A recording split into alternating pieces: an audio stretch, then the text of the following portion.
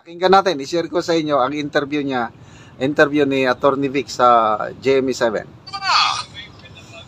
Good morning. Magandang umaga, Weng. Magandang umaga, Joel. Magandang umaga, Melo. Magandang umaga sa lahat ng Joel, Melo pala. Maraming salamat sa inyong pag-anyaya at pag-imbita sa akin ngayong umaga. Salamat po sa pagtanggap sa aming imbitasyon. Joel, marami tayong tatanong. Simulan na natin ang pagtatanong kay Attorney Vic. Isa sa mga advokasya ninyo, transparency, accountability, peace, and security. Siguro unahin muna natin yung transparency and accountability. Meron pong issue tayo ng Confidential and Intelligence Fund. Baka tuwiran ba para sa inyo na silipin yung paggastos po ng CIF ng ating Vice Presidente, Attorney Vic? Bago ko sagutin, Joel, linawin ko lang, no, for transparency at dapat totoo, hindi ako naging hepe ng business permit and licensing office. I was just the special assistant to the chief. Para lang klaro. At yung doon sa iyong katanungan, makatarungan bang dapat silipin ang paggamit ng confidential and intelligence funds ng Office of the Vice President? Makatarungan sapagkat pera ng sambayan ng Pilipino yon. Subalit dapat pare-parehas, dapat patas. Kung sisilipin mo yung paggamit ng confidential funds ng Office of the Vice President, dapat lahat ng gumagamit silipin mo yan. Sapagkat yun diba? ang diwa ng tunay na transparency. Hindi pwedeng meron kang tinititigan, meron kang tinitingnan lamang. Pero, Attorney, naniniwala pa kayo na hindi lahat na mga tanggapan ng gobyerno ay dapat bigyan ng intelligence and confidential funds? Dapat yung may mga law enforcement and intelligence gathering function ang bigyan ng intelligence funds. Yung confidential funds, alam ninyo, basta't nandyan at nagtatrabaho ang Commission on Audit, hindi tayo dapat mangamba sa paggamit ng confidential funds sapagkat subject to audit naman yan eh. At yun nga, kung mali naman yung paggamit ng pera ng sambayanan, whether it be confidential, intelligence, or ordinary disbursement of public funds, dapat panagutin. Doon papasok yung accountability ng aming advokasya. Okay, medyo mahinang signal. So, makita nyo, pag sumagot si Attorney Vic, hindi na yun, parang may stock knowledge na siya, direct to the point ang sagot niya. Makikita mo yung kanyang husay, talino, at saka yung honesty niya, mararamdaman mo, hindi siya nagsisinungaling. He speaks from his heart. Kaya una kong bumilib kay Attorney Vic nung kampanyahan ng May 2022 election. Dahil siyang spokesperson ng BBM camp, siyang humaharap palagi sa media. Apart from transparency, dapat klaro yan, yung accountability. Panagutin natin lahat ng mga Nako, mahina po ang signal. Ulitin ko, nung spokesman pa siya ng candidate BBM, napaka ganda yung pagharap niya sa media, yung mga paliwanag niya. Ako nakaka-enlighten. Hindi siya mayabang, down to earth, very friendly siya sa media. Kaya doon na ako unang bumilib o rumispeto sa kanya nung panahon pa ng kampanyahan na siya ang umarap sa media, and actually siya ang overall campaign manager. Kaya nagkaroon siya ng libro na Kingmaker. So ang daming gustong bumili itong librong ito. I don't know, naubusan na ata ng kopya. Ako naman pinalad dahil mismo si Attorney Vic ang nagpadala sa akin ng libro. Kinuha niya yung address ko, pinadala. Mayroon pang personal dedication doon sa libro. At doon ko naintindihan kung sino talaga si Attorney Vic Rodriguez. Sayang. Mahina ang hindi man. Anyway, sayang yung mga ganitong tao sana ang talagang magtatagal ng serbisyo sa gobyerno. Nagnanakaw ng pera ng gobyerno. Yun, at nabanggit mo na rin yung mga nagnanakaw ng pera ng gobyerno. Kasi CAF ay nadidikit din po sa issue ng corruption. Malaking problema po ng gobyerno ang corruption. Napakalaking pondo na pupunta dito.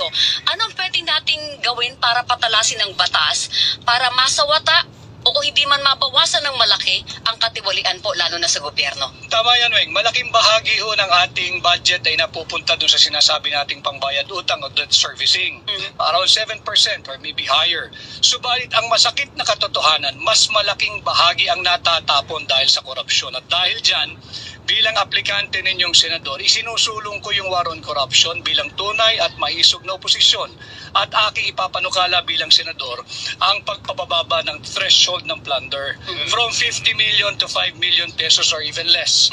At pag yan ay naibalik natin, ipapanukala kung maibalik yung death penalty bilang kaparusahan sa plunder. Dahil pagod na tayo, bata pa tayo, naririnig na natin yung korupsyon, subalit imbis na masawata, palala ng palala at higit ng talamak ngayon ang korupsyon. Paliwanag nga po, Attorney Vic, bakit 5 milyon? Bakit, why that figure? Because it can even be 1 million, Joel. Sapagkat walang dahilan na tayong apat ay nag-uusap dito kaharap ang mga sambayan ng Pilipino na hindi man natin makasuhan yung mga nagnanakaw sa ating tiwali sa gobyerno ng plunder or pandarambong sapagkat hindi pa umaabot ng 50 million pesos. Ang pagnanakaw ay pagnanakaw kahit ano pang halaga yan. At base na rin, lagi kong sinasabi, kahit sa banal na kasulatan, ang sabi lang doon, thou shall not steal. Huwag kang magnakaw, period. Walang kondisyon na huwag kang magnakaw ng 50 million kundi mapaplunder ka. Death penalty para sa plunder, sir, sinubukan na yan sa Kamara pero hindi nagtagumpay. What will make it work now? I think iba ang kondisyon ngayon. Galit higit ang mamamayang Pilipino dahil nakikita nila grabe ang korupsyon. At all levels, nakikita yan. Not only because I am running for senator and I'm speaking this way, no. Dama ng ordinaryong Pilipino yung lantarong korupsyon with what's happening with our mangled and unconstitutional 2025 budget. So nakikita at alam ng tao yan at katanggap-tanggap ngayon na ibalik yung kaparusahang bitay sa plunder. At hindi rin anti-poor ang aking panukalang ito sapagkat wala naman nagnakaw sa gobyerno na mahirap. Meron ako naalala ni Barry Melo at ni Rowena ito. Merong insidente noong nakalipas na administrasyon Duterte. Merong issue tungkol sa pagnanakaw ng pera ng bayan. Tapos parang ginawa yatang 49 point. Yes. Tatanda mo yung binawasan para ng 1,000 hindi para umabot hindi sa umabot ng plunder 50 threshold, di million. ba? Attorney Vic? Yung sa kaso sa immigration. Sa immigration, di ba? Oo, so good thing merong ganitong klase ng panukala. Kaya lang magdidebate tayo doon sa figures sinasabi ko Threshold na 5 5 million. million di ba? Sir, baka magkaubusan ng tao sa gobyerno. Be lower, okay. Baka magkaubusan ng tao sa gobyerno pag ginawa mong 1 million. Hindi ba't mabuti yun? So, we Filipinos, ordinary folks can get a reprieve from the daily occurrence of corruption. Like the 1.4 billion pesos daily being used apparently for flood control funds. Nasaan yun? Ayun. Okay, babalikan natin yan. Baka mahaba-habang usapan pa yan. Dahil dalawang topic ang na-touch mo dyan, corruption at pati yung pagbabalik ng death penalty. Yes. Pero attorney, meron tayong problema, maliban sa problema natin sa mga corrupt. Merong nanliligalig sa atin Hindi naman Pilipino ito mga Chinese ito, hanggang ngayon nandiyan pa rin sila, yung monster ship para ba sa ikatatahimik at ikapapalagay ng loob natin, kasi peace and stability pinag-usapan natin, ano pwede natin gawin dyan? Kulang pa ba ang batas? Kasi may dalawang batas tayo, Maritime Zones Act, meron tayong Archipelagic Sea Lanes Act. Bagong-bago itong mga batas na ito, pero mukhang hindi pinapansin ng China at nandyan sila ngayon. Ano ba pwede nyo pang idagdag dyan pag kayo nahalal na senador? Unang-una, kailangan klaro sa atin na ang pangunahing arkitekto ng ating foreign policy ay ang Pangulo ng Republika ng Pilipinas. Subalit bilang senador, maaari naman nating gabayan kung sino man ang Pangulo at magiging Pangulo na kinakailangan we have to be more diplomatic in trying to ease the tension there in the South China Sea. We have to help diffuse and de-escalate the tension. Di pa ba natin ginagawa ngayon yan? Hindi tayo pwedeng sumunod, Melo, doon sa itinutulak na interes. Hindi interes ng Pilipino to Interes ito ng ating banyagang alyado, yung American interest. And we cannot follow their interest. It is not in our interest to go to war with China. I am not acquitting China of their many wrongdoings. Marami silang mali. Subalit, ang choice mo lang, pagka ganyang usapin, dalawa. Kaya mong makipagdigma o makipag-usap tayo. And let's be real. Hindi natin kayang digmaan at hindi natin interest yan. Makipag-usap tayo. Let's help diffuse and de-escalate. Let's open the corridor for more diplomatic means of resolving the problem. Itigil natin yung warmongering, itigil natin yung what we call megaphone diplomacy, yung salita ka lang ng salita ng kung ano-ano, because we have to consider, Joel, yung mga Pilipino na nasa teritoryo ng China, yung nasa Hong Kong, yung nasa Macau, Marami yun. yung nasa mainland China, paano kung magkaroon ng retaliation? Hindi ang gobyerno ng China, I don't think they'll do that, kundi yung mga mamamayan ng China, doon sa lugar at sakta ng ating mga Pilipino. Sinong mananagot doon? Meron din naman mga Chinese dito Ganon din ang pwede.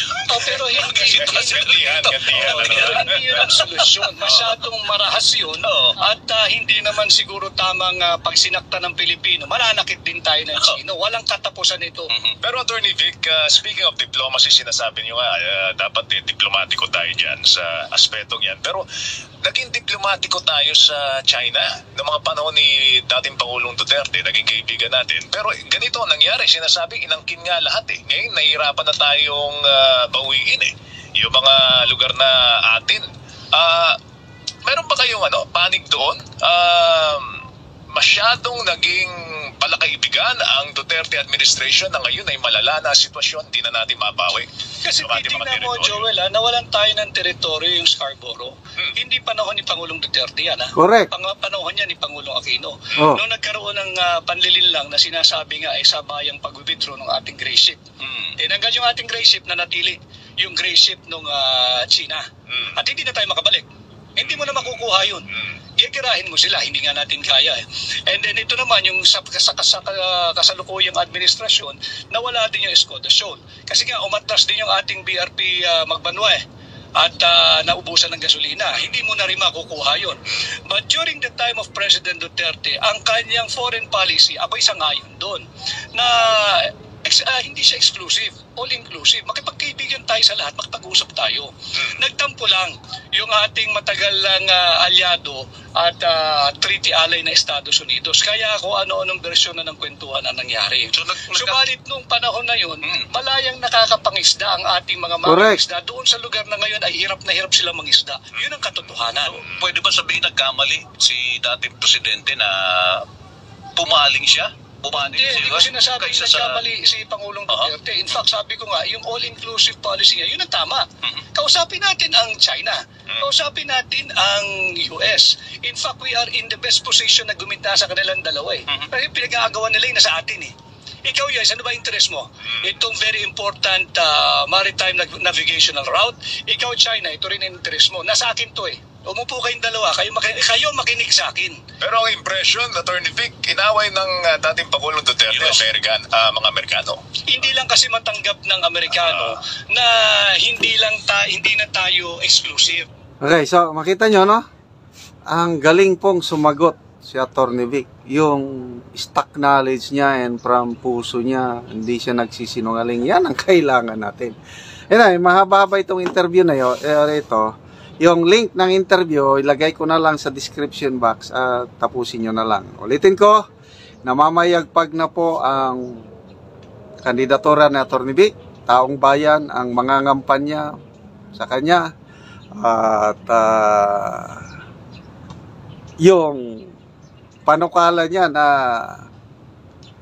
plunder, babaan ng 5 million at death penalty, mauubos. Sabi nga ng isang anchor woman, mauubos ng mga politiko niyan.